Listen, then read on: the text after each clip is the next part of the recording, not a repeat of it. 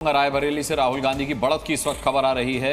राहुल गांधी की इससे पहले वायनाड से भी बढ़त की खबर आई थी। अब देखिए 1,64,000 से ज्यादा वोटों से वो बढ़त बनाए हुए हैं रायबरेली से। बहुत इमोशनल अपील की थी वहां पर सोनिया गांधी ने कि मैं अपनी विरासत अपने बेटे को सौंप रही हूं और अब ये बेटा मेरा आपके हवाले है, और उस बेटे को बड़े सहर्ष स्वीकार किया है रायबरेली ने। संदीप जी, नहीं, ये दोनों अमेठी और रायबरेली के रिजल्ट्स जो हैं वो बड़े इंटरेस्टिंग हैं, और उससे लग यही रहा है कि कांग्रेस की जो नीति थी कि एक तरफ आप किशोरीलाल शर्मा को खड़ा करें और दूसरी जगह से फैमिली के जो दो बैस्टियन हैं अमेठी और रायबरेली, उसमें एक में आप राहुल गांधी को खड़ा करें। बट मेरे को एक और चीज़ की बड़ी खुशी है कि मेरी अपनी जो कॉन्स्टिट्यूंसी है उसमें राज बब्बर जी राव इंद्रजीत के आगे निकले हुए हैं। ये आपको अच्छा लग रहा है? लक्ष्मी जी इसमें जो इस समय रुझान आ रहे हैं उसमें आपके लिए सबसे बड़ा सरप्राइज क्या है और सबसे बड़ा शॉक क्या है? देखिए, सरप्राइज ये है कि जो आंध्रा में जो नतीजा जो आया है ना, जो बीजेपी का जो 3-4 सीट्स वहाँ पे जीत रहे, वो एक अच्छी ट्रेंड है कि वहाँ पे वो अकाउंट ओपन कर पाए। पुरंदेश्वरी आगे चल रहे हैं। एंड दूसरा सरप्राइज ये है कि इवन तेलंगाना में जो उन्होंने वोट डबल है, सबसे बड़ा सदमा या सबसे बड़ा झटका किस सीट को देख के आपको लग रहा है? झटका तो ऑब्वियसली अमेठी का है। हाँ, तो वहाँ पे महेश जी भी जुड़े हुए हैं हमारे साथ। अनुराग, महेश चौहान जी भी हैं एनसीपी से हमारे साथ। महेश चौहान जी, अब तक के नतीजों पर आपकी प्रतिक्रिया, क्योंकि एआई सर्वे जी न्यूज़ का जो है वो सटीक साबित हुआ है। आप करेक्शन की बात इसमें कर रहे थे, लेकिन अभी तक कोई करेक्शन होता हुआ दिखाई नहीं देता है।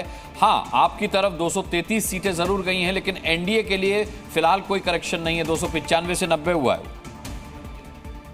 नहीं, बिल्कुल सही है। मैंने पहले भी थोड़ी देर पहले आपको कहा था कि आपने कल जो 305 का आंकड़ा दिखाया था उसके बहुत करीब है, और इसके लिए मैंने आपको बधाई भी दी थी।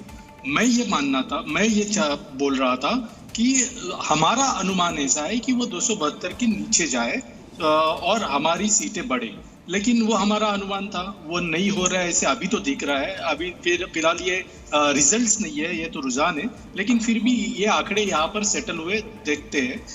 और इसमें मैं यही कहना चाहूँगा कि जो कहा जा रहा था 400 पार वगैरह, वो तो बिल्कुल दिख नहीं रहा है।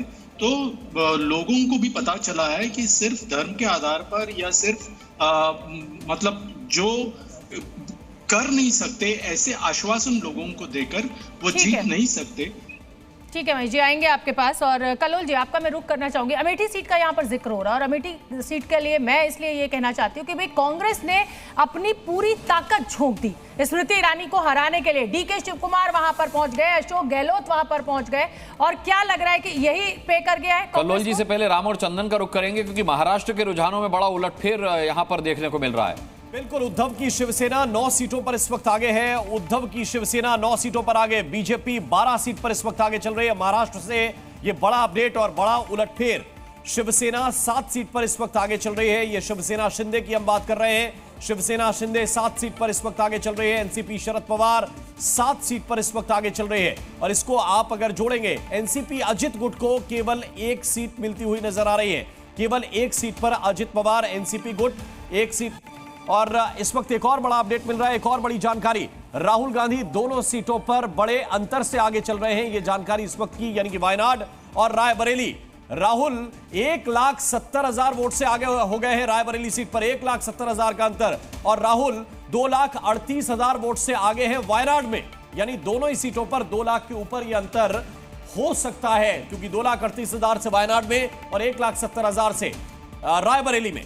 वहीं हिमाचल प्रदेश के हमीरपुर से अनुराग ठाकुर भी आगे चल रहे हैं। बशीरहाट से तृणमूल कांग्रेस के हाजी नूरुल आगे चल रहे हैं। रेखा पात्रा वहां पिछड़ चुकी हैं। इस वक्त की बड़ी खबर, हाजी नूरुल जो कि 2,50,000 वोट से आगे चल रहे हैं। कांग्रेस नेता जयराम रमेश का बयान इस वक्त की बड़ी खबर। राहुल गांधी दोनों सीटों से आगे हैं।